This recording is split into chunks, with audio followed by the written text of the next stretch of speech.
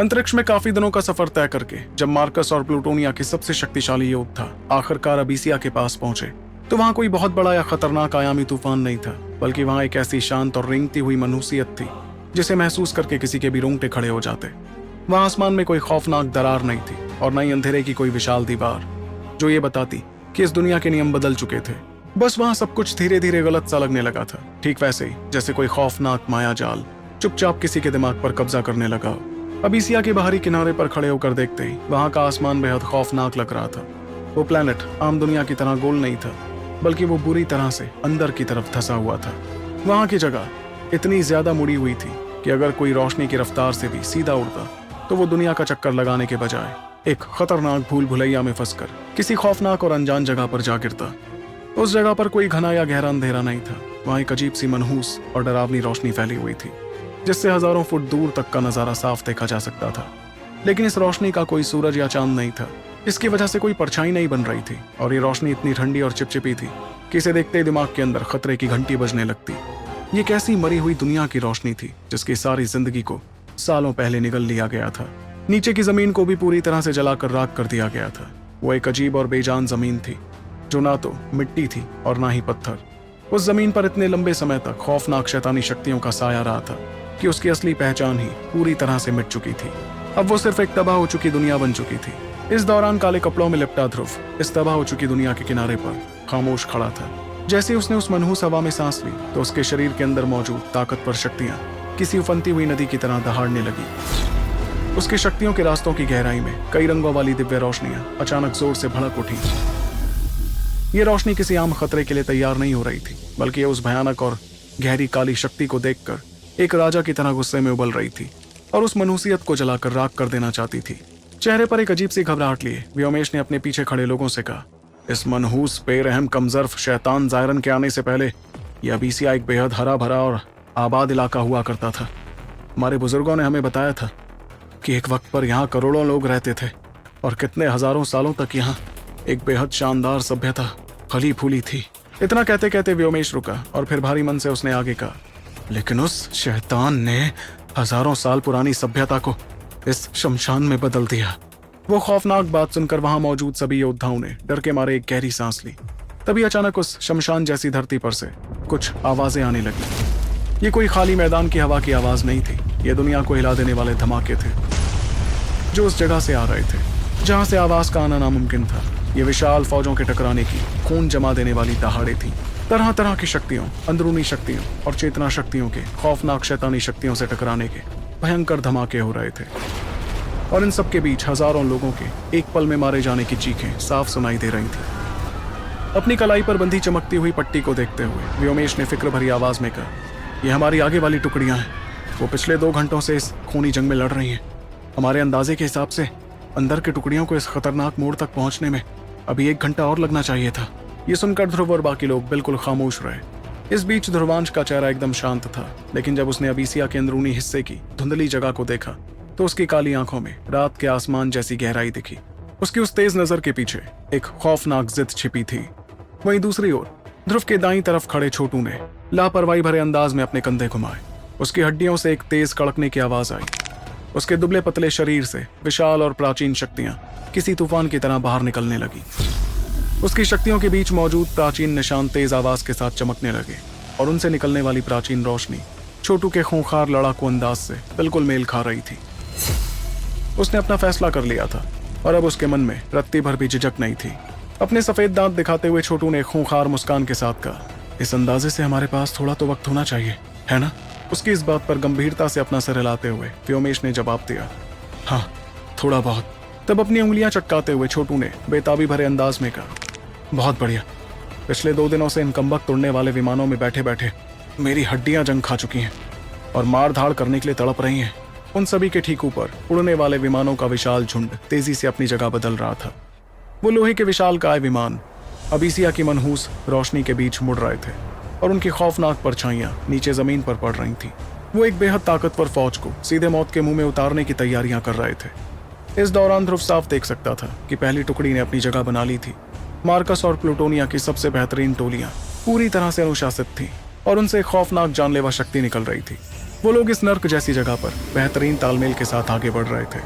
इसके साथ ही ध्रुव उस काले सैलाब को भी देख पा रहा था जिससे उनका मुकाबला होने वाला था। ज़ायरन की वो शैतानी फौज किस्सों कहानियों में सुने गए नासमझ और जंगली जानवरों की तरह नहीं थी। वो पूरी तरह से खास ताकत और तालमेल में आगे बढ़ रहे थे और उनसे खून की प्यासी एकदम घोटू ताकत निकल रही थी। सबसे आगे चल रहे भारी कवच वाले शैतान इतने ज्यादा बड़े थे कि उनके शरीर पर आम हमलों से सिर्फ खरोची आती। उन्हें मारने के लिए एक बेहद खौफनाक और दिल दहला देने वाली ताकत की जरूरत थी। इतना ही नहीं, उनकी तादाद भी इतनी ज्यादा थी कि उन्हें देखकर किसी के भी पसीने छूट जाते। लेकिन तभी ध्रुव की तेज नजरों ने एक बड़ी कमजोरी पकड़ ली। उस शैतानी फौज में किसी जीतने वाले का गुरूर नहीं था। इसके बजाय उनकी लाल आंखों में एक खून जमा देने वाली घबराहट साफ दिख रही थी। वो सिर्फ अपने आप को बचाए रखने के लिए पागलों की तरह लड़ रहे थे और अपनी हद से ज्यादा ताकत पाने के लिए अपने ही शैतानी खून को जला रहे थे। हद से ज्यादा जोर लगाने का असर साफ दिख रहा था क्योंकि कई शैतान उस दबाव को ना सह पाने की वजह से काले खून की फुहार बनकर फट रहे थे। आसमान की तरफ अपनी गहरी नजरें गड़ाते हुए ध्रुवांश ने शांत आवाज में कहा, वो डरे हुए हैं। ज़ायरन जानता है कि हम आ चुके हैं और उसने इन्हें हुक्म देकर रखा है कि या तो ये हमें मारे या फिर मर जाएं। इसलिए सारे शैतान इतने खौफ में हैं। इस पर लापरवाही से हंसते हुए छोटू ने कहा, यह तो अच्छी बात है ना। तब अपना सिर हिलाते हुए ध्रुवांश ने पूरी जगह पर अपनी शक्तियां दौड़ाकर गंभीरता से जवाब दिया, नहीं, एक फंसा हुआ जानवर कभी पीछे नहीं हटता। वो खुद को तबाह कर लेंगे लेकिन अपनी बेरहमी की एक एक बूंद का इस्तेमाल करेंगे। इतना कहकर ध्रुव की आंखों में झांकते हुए ध्रुवांश ने अपनी बात पूरी की। ये सारे शैतान किसी गुरूर में भरी आगे वाली टुकड़ी से कहीं ज्यादा खौफनाक होने वाले हैं। ध्रुव भी बिल्कुल यही सोच रहा था, जिस वजह से उसकी काली आंखों में एक तेज और खौफनाक चमक दौड़ गई। इस बीच बहुत से और योद्धाओं की तरफ देखकर ध्रुव ने एक दमदार और रौबदार आवाज में हुक्म दिया, तो फिर हम उन्हें डरने या तैयारी करने का कोई मौका ही नहीं देंगे।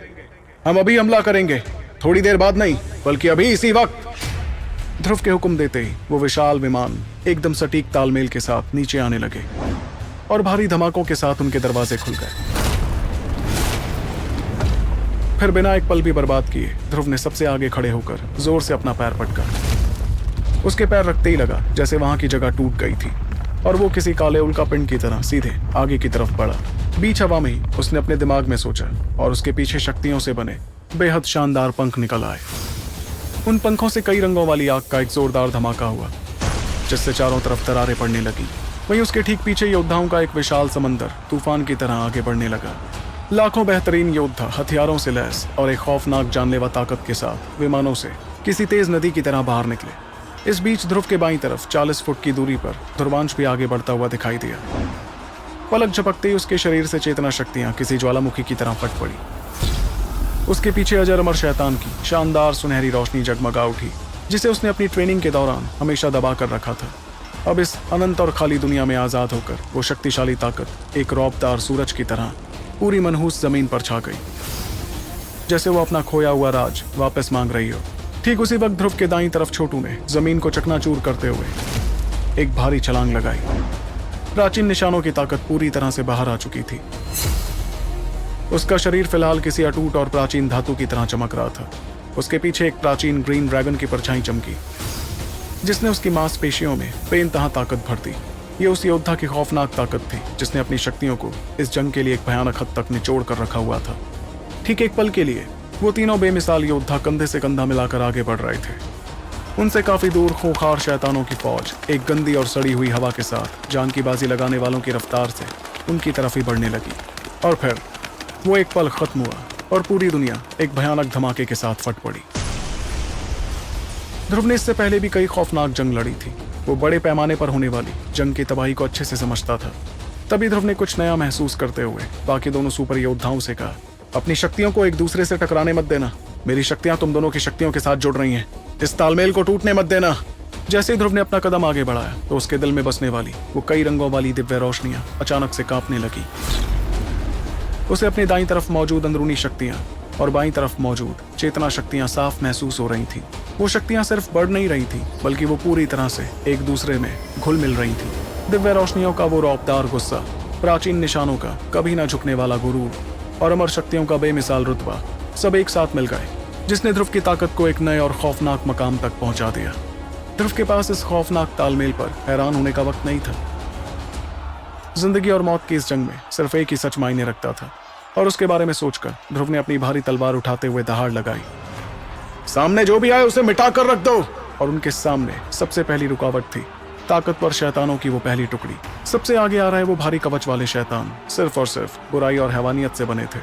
उनके विशाल शरीर पहाड़ों को भी चकनाचूर करने के लिए बने थे। वो पहला विशाल शैतान सीधे ध्रुव की भारी तलवार से टकराया। उस टक्कर से एक ऐसा खौफनाक धमाका हुआ जिसने काफी दूर तक की जमीन को पल भर में राख बना दिया। लेकिन ध्रुव आधा कदम भी पीछे नहीं हटा, बल्कि जोर से गुर्राते हुए उसने अपनी उस काली तलवार के भारी वजन का इस्तेमाल किया और उस शैतान के ही वार की दिशा को मोड़कर उसे पूरी बेरहमी के साथ किनारे की तरफ पटक दिया। इस एक वार से उस शैतान के भारी कवच के टुकड़े टुकड़े हो गए। दूसरे शैतान को तो चीखने का मौका तक नहीं मिला कि तभी पास से छोटू की जोशीली और खौफनाक आवाज गूंजी, दाईं तरफ का रास्ता मैं साफ करता हूं। वो किसी खूंखार जानवर की तरह हवा को चीरते हुए आगे आया। प्राचीन निशानों से जुड़ी हुई बेहद ताकतवर शक्तियां उसकी मुट्ठी में इकट्ठा हो गई। ये एक सुपर योद्धा की ताकत का एक खौफनाक नजारा था। फिर उस खौफनाक मुक्के ने उस भारी कवच वाले शैतान पर पूरी बेरहमी से वार कर दिया। उस खौफनाक झटके ने शैतान के कवच की धज्जियां उड़ा दी और उस मनहूस आसमान में उड़ते हुए उस शैतान का विशाल शरीर एक भयानक आवाज के साथ फटकर काले खून की फुहार में बदल गया। वहीं बाईं तरफ से ध्रुवांश के हाथों ने पलक झपकते ही अपनी सील बनानी शुरू कर दी। अजर अमर शैतान की सुनहरी चेतना रोशनी किसी सैलाब की तरह फट पड़ी। ये कोई सीधा हमला नहीं था, बल्कि ये रोशनी उस शैतानी फौज पर एक ऐसे अंदाज में गिरी जो उन सभी को कैद करने की ताकत रखती थी।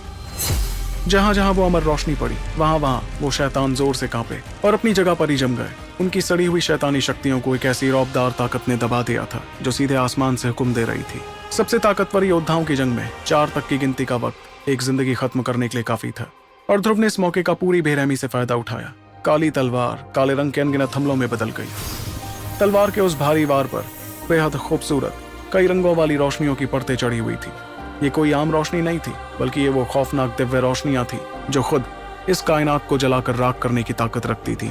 खूंखार रोशनियों ने न सिर्फ शैतानों के शरीर को जलाया, बल्कि वो उनके शरीर के अंदर घुसकर उनकी सड़ी हुई शैतानी शक्तियों को अंदर से बाहर तक पूरी तरह जलाकर राख करने लगी।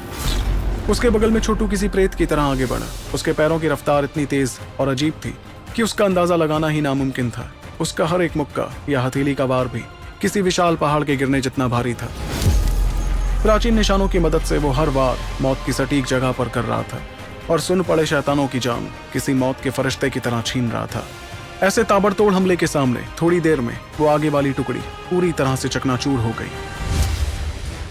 तो क्या होगा जब तीनों सुपर योद्धा पहुंचेंगे ब्रह्मांड विनाशक ज़ायरन के सामने, और कैसा रहेगा वो पल जब ध्रुवांश की मुलाकात होगी अपनी माँ गौतमी से। जानने के लिए सुनते रहिए सुपर योद्धा, सिर्फ पॉकेट एफएम पर। शैतान ताबड़तोड़ हमलों के सामने खत्म होते हुए पीछे हटते जा रहे थे, और ये कोई सोच समझ कर पीछे हटना नहीं था, बल्कि एक खौफनाक और भयानक हार थी। जिंदा बचे शैतानों के अंदर से लड़ने की पूरी हिम्मत खो चुकी थी और उनके तालमेल की धज्जियां उस तिकड़ी ने उड़ा दी थी जिनकी ताकत उन शैतानों के सबसे खौफनाक सपनों से भी कहीं ज्यादा भयंकर थी। ध्रुव, छोटू और ध्रुवांश के जरिए बनाए गए उस विशाल रास्ते से बाकी योद्धाओं का समंदर किसी बाढ़ की तरह अंदर घुस गया। मार्कस और प्लूटोनिया के बहुत से योद्धाओं ने बाईं तरफ कब्जा किया और उनकी शक्तियों के तालमेल ने पीछे हटते शैतानों को बेरहमी से जलाना शुरू कर दिया। बाकी योद्धाओं ने दाईं तरफ मोर्चा संभाला और वो एक खौफनाक और ना रुकने वाले अंदाज में आगे बढ़ने लगे। और पहली लहर के ठीक पीछे से उनका साथ दे रहे असली और सबसे खौफनाक योद्धाओं का रूप सामने आ गया। बाईं तरफ इरा किसी रानी की तरह हवा में तैर रही थी। उसके नाजुक हाथों से सुनहरा बादशाह दिव्य रोशनी फट पड़ी जिसने उस मनहूस और काले आसमान को पूरी तरह से सुनहरा कर दिया। उसने बड़े धमाकों में अपनी ताकत बर्बाद नहीं की, बल्कि उसकी सुनहरी रोशनी ने सीधा शैतानों के सेनापतियों पर सटीक हमला किया। अगले ही पल उसने बेहतरीन शैतानों को बिना आवाज के राख में बदल दिया। इससे उनकी पूरी फौज का तालमेल ही टूट गया। बीच में अरान्या एक हरे रंग के कमल पर नंगे पैर खड़ी थी। वो एकदम शांत और दुनिया से अलग लग रही थी और उसकी शिखर शक्तियों से एक बेहद पवित्र ताकत छलक रही थी। उसकी नीली तलवार की रोशनी चारों तरफ फैली जिसने न सिर्फ शैतानों के शरीर को गाजर मूली की तरह काटा, बल्कि उनके पैरों के नीचे की उस भ्रष्ट जमीन को भी पवित्र कर दिया, जिससे उस दुनिया की थोड़ी सी शैतानी शक्तियां भी गायब हो गई। इस दौरान व्योमेश अपनी तलवार चमकाते हुए चिल्लाया, मेरे पीछे आओ, मैं बीसिया की रग रग से वाकिफ हूँ, इनके छुपने की हर जगह को तबाह करते जाओ। वहीं ऊपर आसमान में ध्रुव की नजर अचानक आचार्य विदुर पर पड़ी। आचार्य अपने हाथों में एक डंडा पकड़े हुए हवा में तैर रहे थे। सफेद शीत रोशनी के बीच से उनकी शांत लेकिन खौफनाक आवाज गूंजी, पाप का अंत सिर्फ पवित्र आग में ही जलकर मुमकिन है। उनके सिर्फ एक हाथ लहराने से शक्तिशाली शैतानों की पूरी टोलियां काले खून की उल्टियां करते हुए अचानक से आग के गोलों में बदल गई। उनकी खौफनाक चीखें बता रही थी कि साचारे के तरीके आज भी मौत के ही बराबर थे। निंजा और उसकी बघेरा घातक फौज को तो आंखों से देख पाना ही नामुमकिन था, लेकिन जहां जहां से निंजा की गहरी और खौफनाक शक्तियां गुजर रही थीं, वहां खूंखार शैतानों के सिर उनकी धड़ से बड़ी बेरहमी से अलग हो रहे थे। उसके एक भारी हथियार ने दुश्मनों की फौज में खौफ का माहौल पैदा कर दिया था। सबसे पीछे मोर्चा संभालते हुए डॉक्टर परी और नागरानी हिनीसा खड़ी थी। डॉक्टर परी की खौफनाक पॉइजन बॉडी ने एक जानलेवा स्लेटी धुआं छोड़ना शुरू किया, और जिस भी शैतान ने वो धुआं अपने अंदर लिया, वो बुरी तरह से पिघलकर काले पानी में बदल गया। उसके ठीक बगल में हिनीसा के बेहद खूबसूरत और जानलेवा रूप में एक ठंडी खून जमा देने वाली ताकत निकल रही थी, और उसके ठीक पीछे सतरंगी दिव्य नागिन की परछाई चमक रही थी, जो विशाल शैतानों को बड़ी आसानी से कुचलकर मांस के लोथड़े में बदल रही थी। रही बात ध्रुविका की, तो ध्रुव ने अपनी प्यारी बेटी के बारे में आ रहे हर ख्याल को जबरदस्ती अपने दिमाग से निकाल फेंका। विमान से कूदने से पहले ही उसने अपने सभी जज्बातों को अपने दिल की सबसे गहरी जगह में दफन कर दिया था। इतनी बड़ी और खतरनाक जंग में ध्यान भटकने का सीधा मतलब मौत था, और उसे ध्रुविका की हिफाजत कर रहे बेहद ताकतवर योद्धाओं पर पूरा भरोसा था। एक गहरी गर्म सांस छोड़ते हुए ध्रुव ने अपनी काली तलवार पर अपनी पकड़ और मजबूत की और आसमान की तरफ अपनी नजरें गड़ा दी। शैतानों की पहली टुकड़ी पूरी तरह से राख में मिल चुकी थी, लेकिन दूसरी टुकड़ी का खौफनाक और दमघोटू दबाव आसमान को पूरी तरह से काले रंग में बदल रहा था।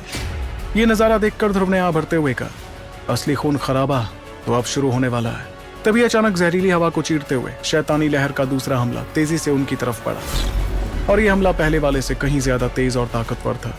ध्रुव की गहरी काली आंखों ने तुरंत इस खतरे को भांप लिया, और उसने भारी आवाज में चिल्लाया, इन शैतानों की रफ्तार देखना, ये पहली लहर वाले शैतानों से हल्के हैं। इसका मतलब ये उनसे काफी ज्यादा तेज होंगे। घबराने की बात नहीं है, इन्हें तोड़ना आसान है, लेकिन संभल कर, अब हमारे पास पलक झपकने का भी वक्त नहीं होगा। उसका तजुर्बा बिल्कुल सही था। इस तरह के जानलेवा मुकाबलों में यही वो चंद पल होते थे जहां जिंदगी और मौत का फैसला होता था। लेकिन जायरन की फौज के शैतानों ने एक बहुत बड़ी गलती कर दी थी। उन्होंने उस खौफनाक तिकड़ी को कम आंकने की भूल की। इस वक्त ध्रुव के दाईं ओर छोटू था तो बाईं ओर ध्रुवांश। पिछले कुछ मिनटों से वो तीनों एक साथ इस खूनी मैदान में मार काट मचा रहे थे, और महज इन कुछ ही मिनटों में उनके बीच एक ऐसी जबरदस्त समझ पैदा हो गई थी जिसे कभी सीखा नहीं गया था।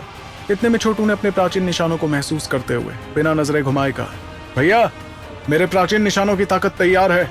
इस पर सबसे छोटे लेकिन सूझबूझ में किसी से कम नहीं ध्रुवांश ने तुरंत जवाब दिया, मेरी चेतना शक्तियां भी तैयार हैं। चलिए शैतानों की इस दुनिया में थोड़ा हुड़दंग मचाते हैं। ये कोई पहले से रची गई तरकीब नहीं थी, बल्कि तीन अलग अलग ताकतों के चरम पर बैठे योद्धाओं का एक साथ आना था। बिना एक बार भी देखे ध्रुव को अच्छी तरह पता था कि छोटू कहाँ था और उसका अगला वार क्या होने वाला था। ये कोई जादू नहीं था, बल्कि मार्कस की शक्तियों, प्लूटोनिया की शक्तियों और लेविरिया की चेतना शक्तियों जैसी तीन सबसे बड़ी ताकतों के एक साथ मिलने से पैदा होने वाला खतरनाक तालमेल था। जैसे ही वो शैतानों की लहर उनके इलाके में घुसी, वो तीनों एक साथ हरकत में आ गए। वो ऐसे नहीं लड़ रहे थे जैसे कोई अजनबी हो, बल्कि उनकी फुर्ती देखकर ऐसा लग रहा था मानो वो सदियों से एक दूसरे के साथ दुश्मनों से लड़ते आ रहे थे। इतने में ध्रुव दहाड़ा और उसने अपना शरीर नीचे झुकाते हुए कहा, मैं इन्हें हवा में उछालता हूँ, बाकी तू इन्हें संभाल ले। उसके अंदर से शक्तियों का एक जबरदस्त बवंडर बाहर निकला। फिर उसने अपनी भारी तलवार को सीधे शैतानों के पैरों की तरफ घुमा दिया। एक अकेले मुकाबले में शायद ये तरीका बेवकूफी लगता, लेकिन इस मुकाबले में कोई भी वार अकेला नहीं था। ये तो बस एक जाल था। जैसी हल्के वजन वाले फुर्तीले शैतानों ने ध्रुव के हमले से बचने के लिए हवा में छलांग लगाई, तो हवा में पहले से ही छोटू उनका इंतजार कर रहा था। छोटू की आंखों में एक खूंखार चमक आ गई और उसकी मुट्ठियों से प्राचीन निशानों की बेनतहा ताकत फूट पड़ी। उसके एक एक वार में किसी पहाड़ को चकनाचूर करने जैसी ताकत थी। ये वार उन अंधेरी ताकतों को कुचलने के लिए काफी थे, और हवा में काले खून की बौछारें उड़ने लगी। वहीं दूसरी ओर जो शैतान अपनी जगह पर अड़े रहे और ध्रुव के हमले को सहने की कोशिश करने लगे, उन्हें अचानक एक बेहद खतरनाक चेतना शक्ति ने जकड़ लिया। ध्रुवांश वहां बिल्कुल शांत खड़ा था और उसके हाथों से तेजी से सील बन रही थी। उसकी सुनहरी बैंगनी शक्तियों ने उस जगह की हवा को ही जमा दिया था, जिससे जमीन पर खड़े वो शैतान कुछ पलों के लिए पत्थर की तरह जम गए। आम इंसानों के लिए ये पल कोई बड़ी बात नहीं थे, लेकिन इस कदर ताकतवर योद्धाओं के सामने महज कुछ पलों के लिए जम जाने का मतलब था अपनी मौत को खुद दावत देना। ध्रुव ने इस मौके का पूरा फायदा उठाया और उसकी काली तलवार ने एक झटके में अपना जानलेवा हमला पूरा कर दिया। देखते ही देखते शैतानों की दूसरी लहर पहली लहर से भी जल्दी खत्म हो गई और हवा में धुएं की तरह उड़ गई। इस तबाही के बाद वहां कुछ पलों के लिए मौत जैसा सन्नाटा छा गया। आसपास के पहाड़ों में धमाके हो रहे थे और इंसानों की फौज आगे बढ़ रही थी। तभी उस खामोशी के बीच छोटू ने लापरवाही भरे अंदाज में अपने गाल से काला खून पोंछा और ध्रुवांश की तरफ देखा। यह देखकर ध्रुवांश ने भी अपनी नजरें घुमाई और छोटू को देखा। पिछले कुछ मिनटों में उनके बीच महज दुश्मनों को मारने से कहीं ज्यादा एक गहरी इज्जत पैदा हो चुकी थी। ये वो पहचान थी जो सिर्फ उन असली योद्धाओं के बीच पनपती थी जिन्होंने एक दूसरे के साथ मौत को करीब से देखा हो। तभी छोटू ने अपनी पसंदीदा खूंखार हंसी के साथ बड़ी बेबाकी से कहा, अच्छा, एक और खून का प्यासा योद्धा मुझे मिल ही गया, वरना भैया तो कभी लड़ते वक्त तहजीब छोड़ते ही नहीं थे। उसकी आवाज में एक अजीब सा गुरूर और यकीन था। वहीं ध्रुवांश के चेहरे पर एक हल्की सी मुस्कुराहट आ गई और उसने अपनी आंखों की चमक छिपाते हुए जवाब दिया, इस सरजमीन पर मेरी माँ कैद है, न जाने कितने सालों से। आज अगर ऊपर वाला भी आकर मुझसे इन शैतानों पर रहम खाने को कहेगा, तब भी मैं ऐसा हरगिज नहीं करने वाला। उसका ये सीधा जवाब सुनकर ध्रुव थोड़ा हैरान हुआ। उसे लगा था कि उनके इस खूंखार गुट का ये नया और शरीफ सा दिखने वाला योद्धा थोड़ा अलग होगा, लेकिन उस शांत चेहरे के पीछे जो खूंखार इरादे थे वो छोटू से कम नहीं थे। इतने में वहां तीसरी लहर के शैतानों की सड़ी हुई बदबू आने लगी और इसी के साथ उनकी वो छोटी सी बातचीत वहीं खत्म हो गई। वहीं दूसरी ओर बाईं तरफ के मोर्चे पर इरा और अरान्या पिछले 20 मिनटों से फौज को संभाले हुए थी। तभी भयानक दबाव के चलते उनकी फौज की पिछली टुकड़ी थोड़ी डगमगाने लगी। ये कोई भगदड़ नहीं थी, बल्कि एक सोची समझी चाल थी ताकि बेमतलब का खून खराबा ना हो। इरा की आंखों ने तुरंत पूरे मैदान को गौर से देखा और उन 3 बड़े शैतान बादशाहों को ढूंढ निकाला जो ये दबाव बना रहे थे। फिर बिना कोई वक्त बर्बाद किए उसका खूबसूरत शरीर मौत का फरमान सुनाने के लिए आगे बढ़ा। लेकिन अरान्या उससे भी एक कदम आगे थी। वो हवा में ऐसे चल रही थी मानो किसी अनदेखे कमल के फूल पर कदम रख रही हो। उसके नाजुक हाथों से शिखर शक्तियों की बेहद शुद्ध रोशनी निकलने लगी। उसने शैतानों पर सीधा हमला करने की बजाय अपनी तकनीक को सीधे उस बंजर और दूषित जमीन के अंदर उतार दिया। अपनी ताकत से दौड़ते हुए विशाल शैतान बादशाहों को अचानक महसूस हुआ कि जिस जमीन पर वो अपने भारी पैरों से वार कर रहे थे वो जमीन अब खिसकने लगी थी। ये ठीक वैसा ही था जैसे कोई किसी मजबूत पत्थर की दीवार को धक्का दे रहा हो और पलक झपकते ही वो दीवार दलदल में बदल जाए। वो विशाल शैतान बादशाह तुरंत अपना संतुलन खो बैठे और लड़खड़ाकर गिरने लगे। उनके लड़खड़ाते ही जो मौका बना तब इरा वहां पहुंच गई। फिर उसने अपनी मीठी लेकिन खौफनाक आवाज में बुदबुदाते हुए कहा, सुनहरा बादशाह दिव्य रोशनी, राख में बदल दो इन कमबख्त शैतानों को। अचानक एक बेहद खूबसूरत लेकिन दिल दहला देने वाली सुनहरी आग बाहर निकली जिसने हवा को ही धुंधला कर दिया। उस दिव्य रोशनी ने सबसे बड़े शैतान बादशाहों को बड़ी बेदर्दी से राख में मिला दिया। इरा ने अपनी शक्तियों का जरा सा भी हिस्सा बर्बाद नहीं किया था। उसने बिल्कुल उतनी ही ताकत लगाई जितनी की जरूरत थी। इसके साथ ही बाईं तरफ का मोर्चा पूरी तरह से सुरक्षित हो गया। वहीं सेना के पिछले हिस्से में लैला किसी काले कमल की तरह अंधेरे में खड़ी थी। उसके चांदी जैसे बाल उस गंदी हवा में लहरा रहे थे और उसकी कांच जैसी आंखें शांति से लराविया तिलिस्मी शैतान को देख रही थी जिसे वो संभाल रही थी। बाईं तरफ का मोर्चा सुरक्षित होते ही उसने अपने नाजुक हाथों से कुछ सील बदली और उसका दिमाग तुरंत अगले खतरे की तरफ दौड़ पड़ा। ये उसकी सबसे खतरनाक खूबी थी। वो बिना एक पल गवाए एक खतरे से दूसरे खतरे की तरफ मुड़ सकती थी। इस कदर खतरनाक जंग में एक पल की भी देरी लाशों के ढेर बिछा सकती थी। जब उसकी उंगलियां हवा में सील बना रही थी तो बीच बीच में उसके दिमाग में ध्रुवांश का ख्याल आ जाता था, लेकिन ये उसका ध्यान नहीं भटका रहा था, बल्कि उसकी काबिलियत थी कि वो उसे अपने दिल में रखकर भी अपना काम बिना किसी चूक के कर रही थी। तभी अचानक बाईं ओर 40 मीटर की दूरी पर शैतानी ताकतों की एक खतरनाक लहर ने इंसानों की दूसरी टुकड़ी को तोड़ दिया। बिना घबराए लैला का शरीर किसी परछाई की तरह गायब हो गया। उसकी लराविया तलवार से एक जानलेवा और तेज रोशनी निकली जिसने पलक झपकते ही हवा को चीरते हुए उस खतरे को खत्म कर दिया। धीरे धीरे वक्त बीतता गया और बाहर के उस नर्क को पार करने में उन सलत पूरे 3 घंटे लग गए। इन 3 घंटों में मार्कस, प्लूटोनिया और बाकी आसपास के ग्रहों की गठबंधन की फौज ने अबीसिया की उस सड़ी हुई जमीन पर कहर बरपा दिया था। उन्होंने उन शैतानों का डटकर सामना किया जो ध्रुवांश के अंदाजे के मुताबिक अपनी जान पर खेलकर लड़ रहे थे। जब तक बाहरी इलाका पूरी तरह से साफ हुआ तब तक बचे कुचे शैतान बीच वाले इलाके में पीछे हट चुके थे और यहीं से असली बुरे सपने की शुरुआत हुई। अबीसिया का ये वो हिस्सा था जिसे खास तौर पर बचने के लिए तैयार किया गया था। यहाँ का नजारा किसी भूल भुलैया जैसा था जहाँ काले पत्थरों में बनी खौफनाक दीवारें रास्तों को बहुत संकरा बना रही थीं, जिससे शैतानों को फायदा मिल सके। ये खतरनाक जाल देखकर इंसानी फौज वहीं रुकने पर मजबूर हो गई। आगे की तरफ खड़े होकर व्योमेश ने फिक्र जताते हुए कहा, हम अपनी इतनी बड़ी फौज को इन संकरे रास्तों से आगे नहीं ले जा सकते। अगर हमने ऐसा किया तो लाखों योद्धा सीधे मौत के मुंह में चले जाएंगे। उसकी बात सुनते ही ध्रुव ने अपनी दमदार आवाज में फैसला सुनाते हुए कहा, अगर ऐसी बात है तो फिर फौज यहीं रुकेगी। हमारे योद्धा सिर्फ बाहर के इलाके की किलेबंदी करेंगे। कोई भी इन संकरे रास्तों में आधा कदम भी नहीं रखेगा।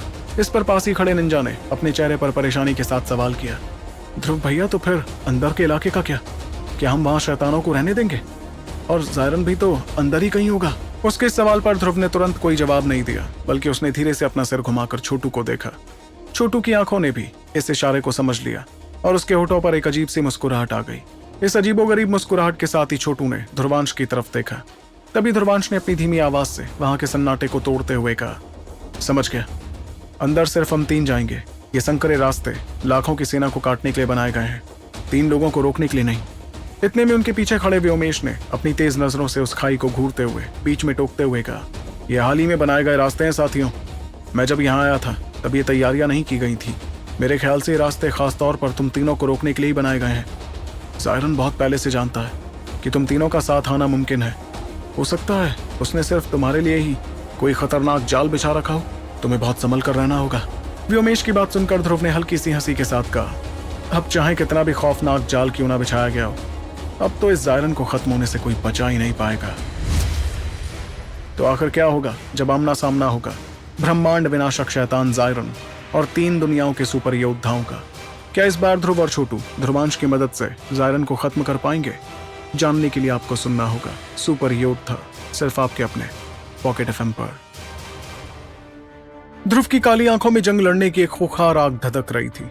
उसने अपनी उस ताकतवर शक्तियों के साथ व्योमेश की तरफ मुड़ते हुए आगे कहा, व्योमेश, अबीसिया को तुमसे बेहतर कोई नहीं जानता। तुम फौज के सभी योद्धाओं के साथ यहीं रुकोगे और आसपास की तैयारियों को संभालोगे। अगर शैतानों की तरफ से पलटवार का जरा सा भी इशारा हो तो अपने योद्धाओं को लेकर तुरंत पीछे हट जाना। एक तजुर्बेदार योद्धा होने के नाते व्योमेश को यह हिदायत थोड़ी अजीब लगी और उसने थोड़ी चिढ़ के साथ कहा, तुम सुपर योद्धाओं ने तो मुझे सिर्फ एक मामूली योद्धा समझ रखा है। अरे मैं देवभूमि का देव शैतान हूँ।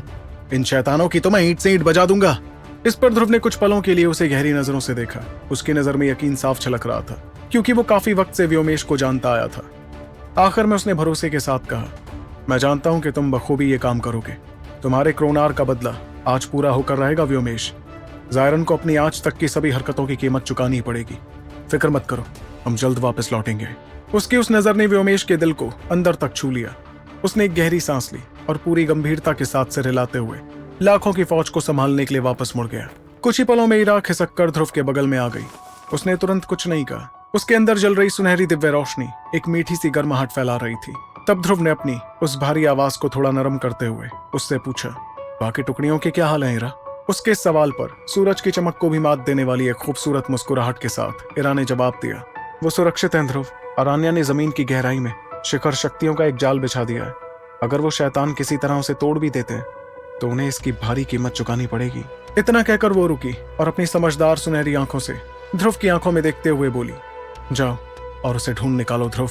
उसे बताने की जरूरत नहीं पड़ी कि वो किसके बारे में बात कर रही थी। उन दोनों के बीच ऐसी बातों के लिए लफ्जों की जरूरत ही नहीं थी। ये सुनकर ध्रुव के सीने में एक सुकून भरी गर्माहट दौड़ गई। उसने एक गहरी सांस ली और हल्का सा हामी भरते हुए एक नजर हिनीसा और ध्रुविका की तरफ देखने लगा।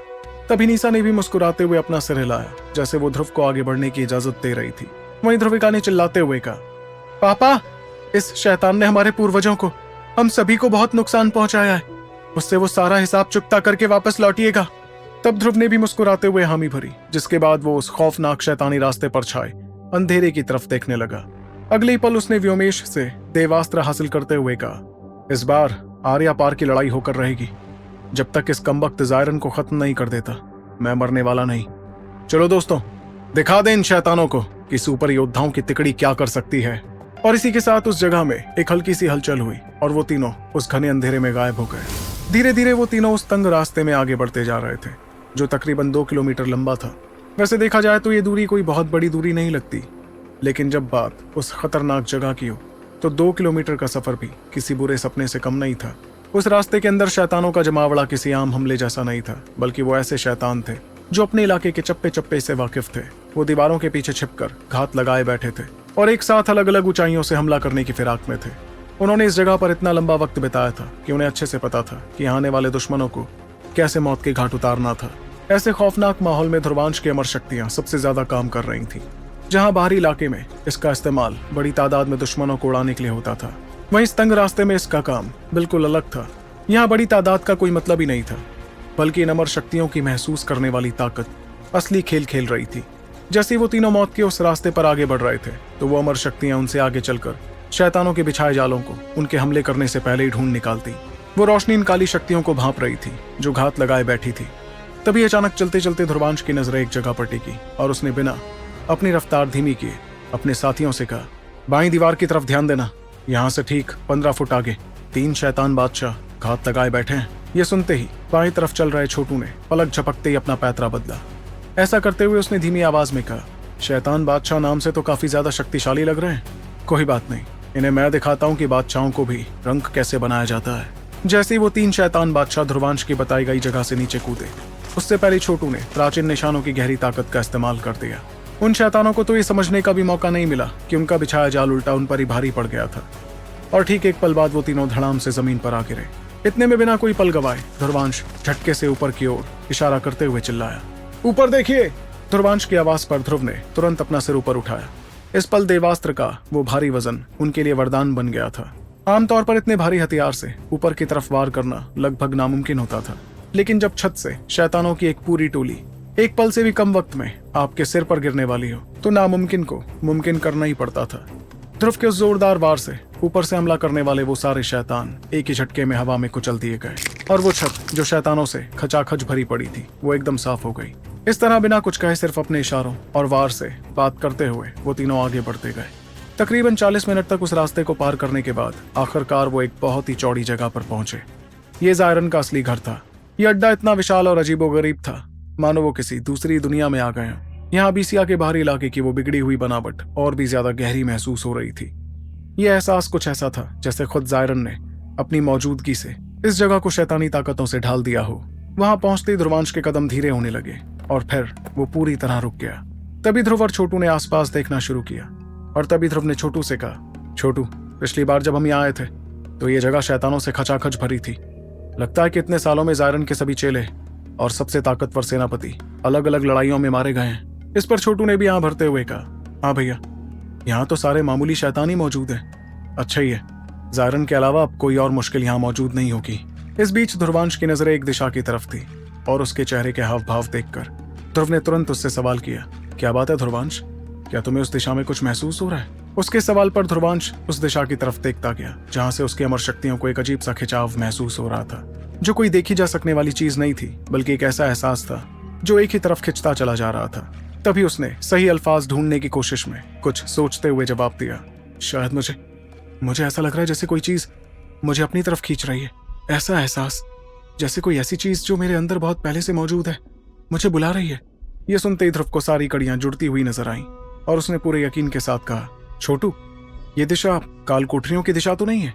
ध्रुव की बात सुनकर छोटू ने हैरानी भरी आंखों से उस ओर देखा, और उसके चेहरे से साफ दिख रहा था कि वो पुरानी यादों पर जोर डालते हुए काल कोठरी का रास्ता ढूंढ रहा था। कुछ पलों बाद उसकी आंखें बड़ी हो गई और उसने हड़बड़ाते हुए कहा, हाँ भैया, ये तो वही रास्ता है जहां वो बूढ़ी औरत हमें दिखी थी। इसका मतलब ध्रुवांश की मां इसी दिशा में है। ये बात सुनते ही वहां एक पल के लिए खौफनाक सन्नाटा छा गया। ध्रुवांश के अंदर चल रही सारी उथल पुथल एक झटके में शांत हो गई।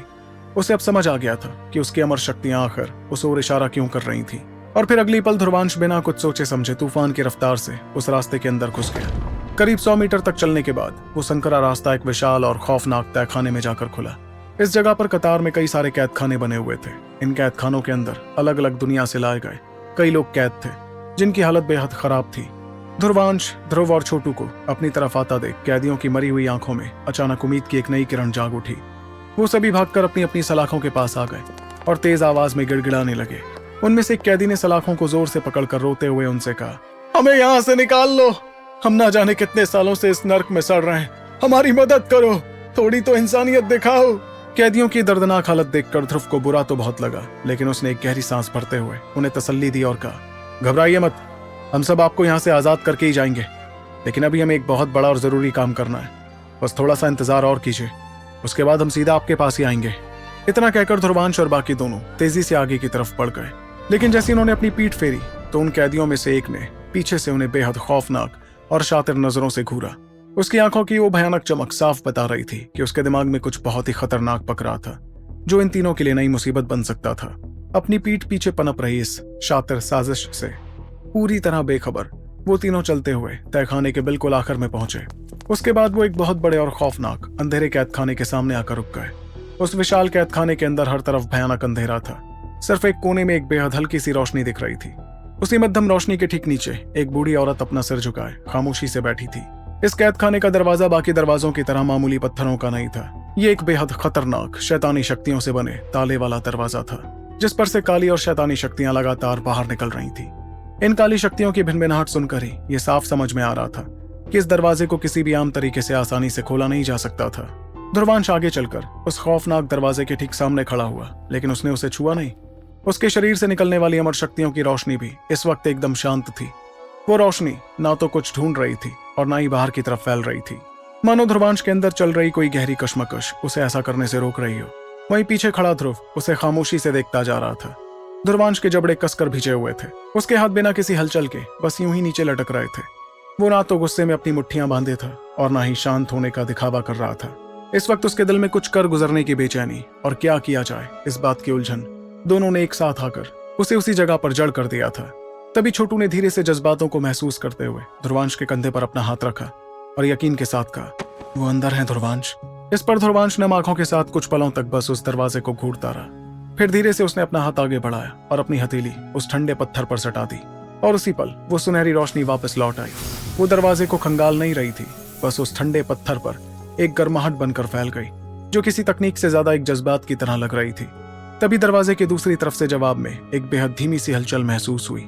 ये महसूस होते ही ध्रुवांश ने राहत की एक भारी सांस छोड़ी। इतने में ध्रुव ने आगे बढ़ते हुए दरवाजे को देखा। वो कोई आम दरवाजा नहीं था, बल्कि उस पर शैतानी शक्तियों का एक बेहद पेचीदा और शक्तिशाली ताला लगा हुआ था, जिसे आसानी से खोलना नामुमकिन लग रहा था। ये देखकर ध्रुव, छोटू और ध्रुवांश एक साथ आगे आए और फिर तीनों योद्धाओं ने अपनी ताकत को एक साथ मिलाया और अपनी शक्तियों का इस्तेमाल करते हुए उस ताले को तोड़ने की कोशिश की। लेकिन उनकी इस जोरदार कोशिश का उस शैतानी ताले पर कोई असर ही नहीं हुआ। अपनी पहली कोशिश को नाकाम होते देख ध्रुवांश ने तुरंत अपनी त्रिज्या कला का इस्तेमाल किया। अगली पल वहां ध्रुवांश के दो और अवतार दिखाई देने लगे, एक जो काले कपड़ों में था और दूसरा जो सफेद कपड़ों में था। अपने दोनों अवतारों के साथ खड़े होकर ध्रुवांश ने गहरी सांस लेते हुए कहा, एक बार और कोशिश करते हैं। वहीं उन तीनों ध्रुवांशों को एक साथ देखकर ध्रुव और छोटू कुछ पलों के लिए तो हैरान खड़े रहे, मगर फिर उन्होंने अपनी हैरानी को काबू किया और इस बार तीनों ध्रुवांशों ध्रुव और छोटू ने मिलकर अपनी पूरी जान लगा दी। सबकी मिलीजुली शक्तियों ने एक भयानक ताकत का रूप ले लिया और वो सीधे दरवाजे के ताले से जा टकराई। इस भयानक हमले से पूरी काल कोठरी बुरी तरह कांप उठी। पूरे तहखाने में एक खौफनाक भूकंप सा आ गया और कुछ ही पलों की खलबली के बाद वो शक्तिशाली शैतानी ताकतों वाला ताला चकनाचूर हो गया और माहौल धीरे धीरे वापस शांत होने लगा। दरवाजा खुलते ही अंदर का सर्द अंधेरा बाहर की तरफ आया। ध्रुवांश लड़खड़ाते हुए कदमों से कोठरी के अंदर दाखिल हुआ। अंदर का नजारा देखते ही उसकी आंखों से आंसू छलक पड़े और उसने रुंधे हुए गले से कांपती हुई आवाज में कहा, माँ, मैं आ गया माँ। वो कमजोर सी आवाज सुनते ही अंधेरे कोने में बैठी औरत ने झटके से अपना सिर उठाया। सामने अपने बेटे को खड़ा देख पहले तो उनकी आंखें हैरानी से फटी की फटी रह गईं। वो सदमे में थी कि क्या वो सच था या फिर सिर्फ एक ख्वाब, लेकिन अगले ही पल उनके चेहरे की वो हैरानी एक बेइंतहा खुशी में बदल गई। वो तुरंत अपनी सारी कमजोरी को भूलकर अपनी जगह से उठी और भागते हुए सीधे अपने बेटे के सीने से लग गई। सालों की जुदाई के बाद दोनों माँ बेटे एक दूसरे को कसकर गले लगाए फूट फूट कर रोने लगे। ऐसे जज्बातों से भरे नजारे को बाहर खड़े छोटू और ध्रुवांश भी देख रहे थे। छोटू की आंखों से भी आंसू बह निकले और उसने अपने आंसू पोंछते हुए ध्रुव से कहा, भैया मुझे भी माँ की याद आ गई। उसकी बात सुनकर ध्रुव का गला भी थोड़ा भर आया। फिर उसने आ भरते हुए अपने जज्बातों को काबू किया और कहा, कम से कम जायरन को खत्म करके तुम दोनों माँ के पास जा तो सकते हो। ध्रुव की आंखों में मायूसी देखकर छोटू ने तुरंत मुस्कुराते हुए उसे तसल्ली दी और कहा, भैया मेरी माँ आपकी भी तो माँ है, आप अफसोस मत कीजिए। हम तीनों भाई एक साथ घर जाएंगे, आप, मैं और निंजा। फिर हम माँ के हाथ का खाना खाएंगे, बवेरिया शहर की सैर करेंगे, सब कुछ करेंगे। और हाँ, इस बार आपके साथ भाभी और ध्रुविका भी तो रहेंगी। भविष्य की इस खूबसूरत तस्वीर को अपने ख्यालों में पिरोते हुए ध्रुव के चेहरे पर भी एक हल्की सी मुस्कान आ गई। फिर उन दोनों ने वापस अपनी नम नजरें ध्रुवांश पर टिका दी, जो अभी भी अपनी माँ को कसकर अपनी बाहों में समेटे हुए था। तो क्या होने वाला है उस खौफनाक टक्कर का अंजाम जब टकराएंगे तीनों सुपर योद्धा और जायरन? जानने के लिए सुनते रहिए सुपर योद्धा, सिर्फ पॉकेट एफएम पर। कुछ देर तक उस काल कोठरी में किसी ने कुछ नहीं कहा। वहां छाया वो सन्नाटा, वो सर्द हवा, वो पत्थर की दीवारें, सब कुछ जैसे पीछे छूट गया था। इन बीते सालों की दूरियां, वो आत्मिक अंश, ध्रुवांश की वो सालों की मेहनत, इस पल में ये सब कोई मायने नहीं रखता था। इस वक्त अगर कुछ सच था तो वो एक माँ थी जो सालों बाद अपने बेटे का चेहरा थामे उसे ऐसे देख रही थी मानो उसे फिर से पहचान रही हो। तभी रानी गौतमी के होंठ हिले और सालों बाद उनके गले से कांपती हुई आवाज निकली, बेटा तू माँ के पास आ ही गया, मेरा बच्चा कितना बड़ा हो गया है। ये सुनते ही ध्रुवांश का गला बुरी तरह भर आया। वो कुछ कहना चाहता था, उसके जबड़े हिले भी, लेकिन उसके मुंह से एक भी लफ्ज नहीं निकल पाया। रानी गौतमी काफी देर तक बस अपनी नम आंखों से उसे ही देखती रही, मानो इस पल को अपनी यादों में हमेशा के लिए संजो लेना चाहती हूँ। फिर धीरे से उन्होंने ध्रुवांश के कंधे के पीछे खड़े ध्रुव की तरफ अपनी नजरें घुमाई और उसे देखते ही रानी गौतमी के चेहरे के भाव अचानक से पूरी तरह बदल गए। उन्होंने ध्रुवांश के चेहरे से अपने हाथ हटाए और अपनी नजरें उसके ठीक पीछे खड़े उन दोनों लड़कों पर घुमाई। वो उनके नाम तो नहीं जानती थी, लेकिन उनकी आंखों में एक ऐसी गहरी पहचान की चमक थी जैसे वो बरसों से उनका इंतजार कर रही हो। उन्होंने एक गहरी राहत भरी सांस लेते हुए दोनों की तरफ देखा और कहा, तुम दोनों, तुम वही सुपर योद्धा हो ना जो सालों पहले यहाँ इस अंधेरी काल कोठरी में आए थे? मुझे यकीन नहीं हो रहा कि तुम सच में मेरे बेटे तक पहुंच गए। यहाँ तक आने के लिए तुम्हारा बहुत बहुत शुक्रिया।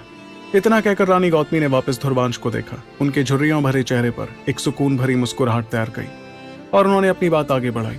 जब मुझे अपनी शक्तियों से एहसास हुआ था कि तुम दोनों अब पूरी तरह से तैयार हो, ठीक उसी वक्त मैंने ध्रुवांश के शरीर में मौजूद उस छोटे आत्मिक अंश को जगा दिया था ताकि वो जल्द से जल्द ताकत के इस मुकाम तक पहुंच सके। शुरुआत में जब वो अकेला और कमजोर था तो उसी अंश ने उसे यहाँ तक पहुंचने की राह दिखाई थी। और आज तुम तीनों को एक साथ यहाँ खड़ा देखकर मेरे इस तड़पते हुए दिल को आखिरकार सुकून मिल ही गया है। लेकिन अगले ही पल उस सुकून की जगह एक खौफनाक गंभीरता ने ले ली। उनके चेहरे की मुस्कान अचानक से गायब हो गई और आंखों में एक अनजाना सा डर झलकने लगा। इसके बाद वो कुछ पलों के लिए खामोश रहीं, जैसे आने वाले खतरे के बारे में सोच रही हूँ। आखिर में उन्होंने गहरी फिक्र और घबराहट के साथ उन तीनों को चेतावनी देते हुए कहा, मगर तुम्हें अब बहुत सावधान रहना होगा बच्चों। जायरन अब वो नहीं रहा जिससे तुम पहले टकराए थे। वो अब पहले से कहीं ज्यादा ताकतवर और खूंखार हो चुका है। तुम्हें याद है जब तुम दोनों पिछली बार उससे मुकाबला करने यहाँ आए थे, वो तुम्हें जिंदा नहीं छोड़ता। तब मुझे ही अपनी कैद से अपनी एक खास चीज भेजकर तुम्हारी जान बचानी पड़ी थी। ये सुनते ही ध्रुव और छोटू अपनी जगह पर बुरी तरह दंग रह गए। उनके दिमाग में सालों पुरानी वो धुंधली और खौफनाक यादें किसी तस्वीर की तरह ताजा होने लगी। उन्हें याद आया कि कैसे एक अनजान गहरी लाल रोशनी ने अचानक आकर उनके हमलों के साथ मिलकर उन्हें जायरन के उस जानलेवा हमले से बचाया था। इसी बात को याद करते हुए ध्रुव की आंखें हैरानी से बड़ी हो गईं और उसने हड़बड़ाते हुए पूछा, तो क्या वो लाल रोशनी जो हमारे हमलों में आकर मिल गई थी वो कालचक्र की थी? उसके चेहरे की हैरानी देखकर रानी गौतमी ने हामी भरते हुए अपना सिर हिलाया। फिर उन्होंने अपनी भारी आवाज में इस खौफनाक तहखाने की असलियत बताते हुए कहा, हाँ, वो कालचक्र की ही शक्ति थी। जायरन मुझे उसी वक्त मार देना चाहता था, लेकिन उसने मुझे साफ साफ कहा था कि वो मुझे सिर्फ इसलिए जिंदा छोड़ रहा है क्योंकि वो अच्छे से जानता है कि मरने से ठीक पहले मैं कालचक्र को पूरी तरह से तबाह कर दूंगी। और अगर कालचक्र तबाह हो गया तो उसका मकसद कभी पूरा नहीं होगा। बस उसी एक डर ने मुझे आज तक इस नर्क में जिंदा रखा है। अपनी माँ की जुबानी ये खौफनाक सच सुनकर ध्रुवांश के अंदर का सालों पुराना दर्द छलक पड़ा। उसकी मुट्ठियां कस गई और उसने बेहद धीमी और दर्द भरी आवाज में कहा, इतने साल लग गए मुझे माँ।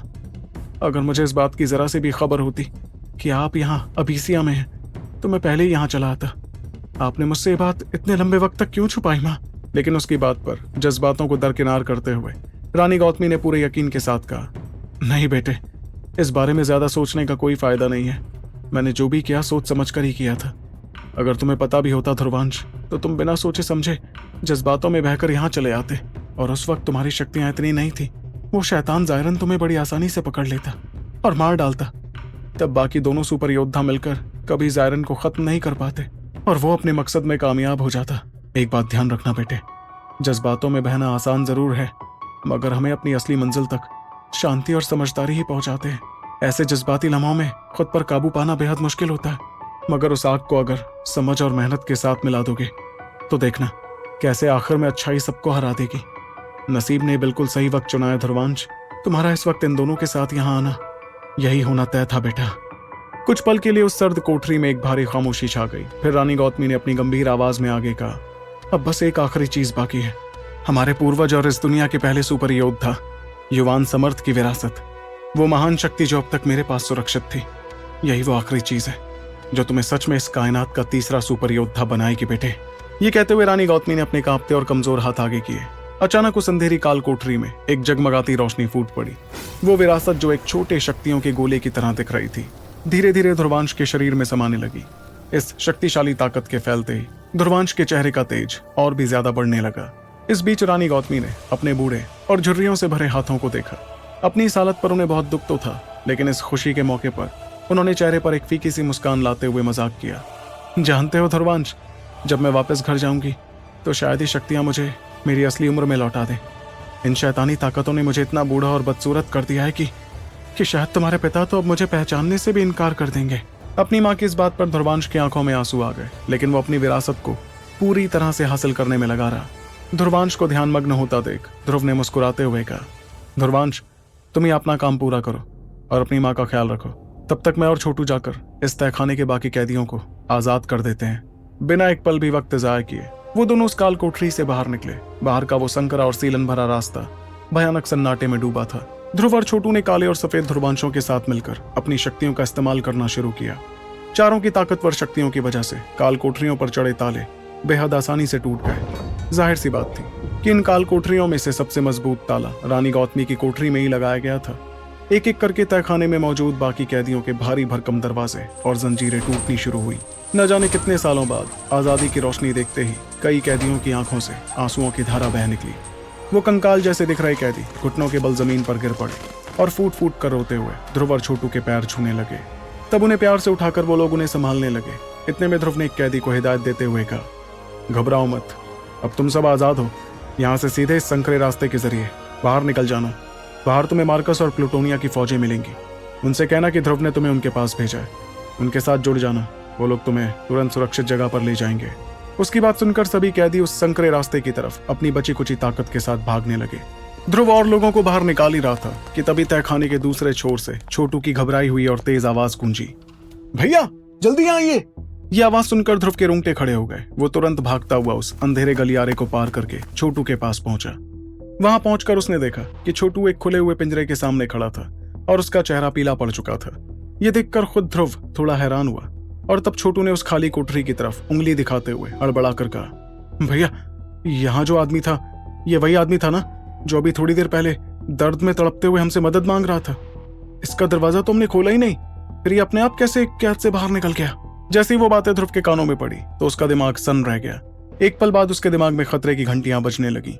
उन दोनों को तुरंत समझ में आ गया कि जिस आदमी को वो बेचारा कैदी समझ रहे थे वो असल में कोई कैदी था ही नहीं। तभी अचानक वो पूरी जमीन खौफनाक तरीके से कांपने लगी। ये किसी आम भूकंप का झटका नहीं था, बल्कि उस जगह की गहराइयों से उठने वाली कोई बहुत बड़ी और खौफनाक खलबली थी।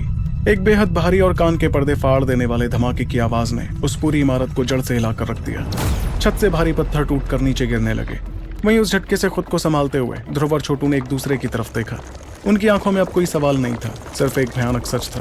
फिर दोनों ने खतरे को भांपते हुए गुस्से और हैरानी से एक साथ चिल्लाकर कहा, वो कोई कैदी नहीं, वो जायरन का आदमी था जिसे हमारी जासूसी करने के लिए यहाँ तैनात किया गया था। पहला झटका सिर्फ एक चेतावनी था, दूसरा उस चेतावनी पर मोहर था, लेकिन तीसरा झटका तो कुछ और ही था। ये कोई जमीन का कंपन नहीं था, बल्कि हवा का वो भारी दबाव था जो किसी बंद गुफा की वजह से नहीं, बल्कि किसी बेहद खौफनाक और असीमित ताकत के जागने का इशारा था। ये कोई आवाज या हलचल नहीं थी, बल्कि ये तो एक ऐसा दबाव था जैसे किसी भयानक तूफान के आने से ठीक पहले का सन्नाटा होता था, या फिर गहरे पानी में उतरते वक्त महसूस होने वाला भारी बोझ। इस अकल्पनीय दबाव को महसूस करते हुए छोटू ने घबराहट के मारे पीछे हटकर कहा, ऐसा लग रहा है जैसे पूरी कायनात का बोझ मेरे कंधों पर आ गिरा हो। देखते ही देखते गुफा की दीवारें बदलने लगी। वो पत्थर किसी परछाई की वजह से काले नहीं पड़ रहे थे, बल्कि ऐसा लग रहा था मानो वो खुद अपनी मर्जी से गहरे अंधेरे में डूब रहे हों। अबीसिया के बाहरी इलाकों में जो काली शक्तियां हर तरफ बहती थी वो अब तेजी से अंदर की तरफ खिंचने लगी थी, मानो गुफा की गहराई में कोई ऐसा केंद्र बन गया जो हर चीज को अपनी तरफ निगल रहा था। कुछ ही पलों में वहां का तापमान तेजी से गिरने लगा। ये किसी बर्फीली जगह या ठंडे पत्थरों वाली ठंड नहीं थी, बल्कि ये तो वो सुन कर देने वाली ठंड थी जो दुनिया में गर्मी के वजूद से भी पहले हुआ करती थी। इसी जमा देने वाली ठंड के बीच ध्रुवांश कालचक्र को अपने दोनों हाथों में कसकर पकड़े हुए था। वो कालचक्र उस अंधेरे में गहरे लाल रंग से चमक रहा था और उसकी धड़कनें किसी बड़े खतरे के आने से पहले 10 गुना तेज हो चुकी थी। ध्रुवांश की नजरें सामने रास्ते पर गड़ी थी और कालचक्र की रोशनी उस सुन्न कर देने वाली ठंड में भी किसी जिद्दी आग की तरह डटी हुई थी। वहीं दूसरी ओर छोटू एकदम सुन्न खड़ा था। उसके प्राचीन निशानों की ताकत पूरी तरह से जाग चुकी थी और वो एक ऐसी गहरी शांति में थी जो किसी आम लड़ाई के लिए नहीं, बल्कि अपनी ही जैसी किसी प्राचीन और बेहद खौफनाक चीज का सामना करने के लिए होती थी। तभी ध्रुव के शरीर में मौजूद शक्तियां खुद ब खुद हरकत करने लगी। उसकी दिव्य रोशनियां बिना किसी घबराहट के ऊपर की तरफ उठने लगी। ऐसा लग रहा था जैसे सामने से आने वाली वो चीज उसी खौफ के लिए बनी थी जिसके खिलाफ लड़ने का मकसद इन लपटों का हमेशा से रहा हो। और यही वजह थी कि ध्रुव ने अपनी उन लपटों को शांत करने की बिल्कुल भी कोशिश नहीं की। तभी अचानक सामने का नजारा पूरी तरह से बदल गया। जो रास्ता अभी तक आगे जाकर मुड़ता हुआ दिख रहा था वो अब वहां से गायब हो चुका था। ऐसा नहीं था कि गुफा छोटी हो गई थी, बल्कि उस जगह ने खुद ब खुद एक विशालकाय कमरे का रूप ले लिया था। और उसी अंतहीन अंधेरे के बीच एक दिल दहला देने वाली विशालकाय परछाई वहां मौजूद थी।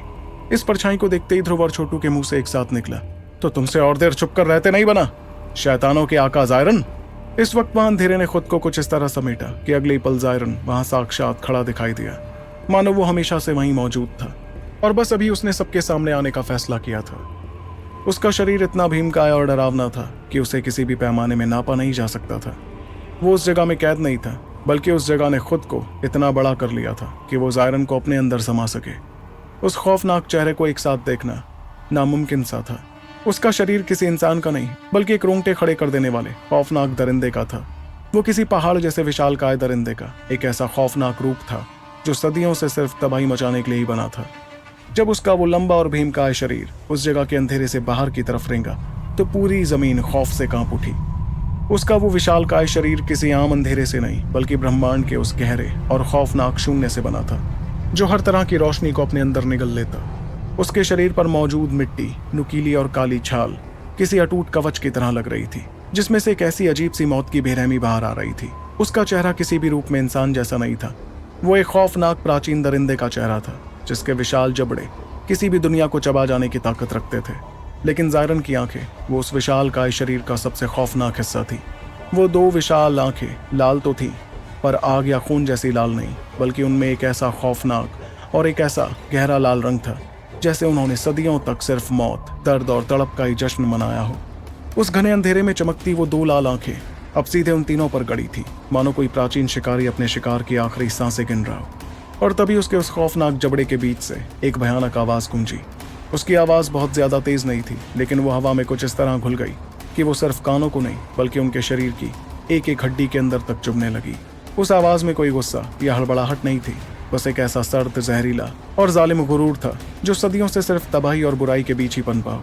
तभी शैतानों के आका ज़ायरन ने उन तीनों को घूरते हुए अपनी खौफनाक और भारी आवाज में सीधे कहा, आ गए तीनों सुपर योद्धा। तो आखिर कैसे इस सबसे खूंखार शैतान को हरा पाएंगे तीनों सुपर योद्धा, या फिर ज़ायरन का और ज्यादा ताकतवर होना पड़ जाएगा सब पर भारी? जानने के लिए सुनते रहिए सुपर योद्धा, सिर्फ पॉकेट एफएम पर।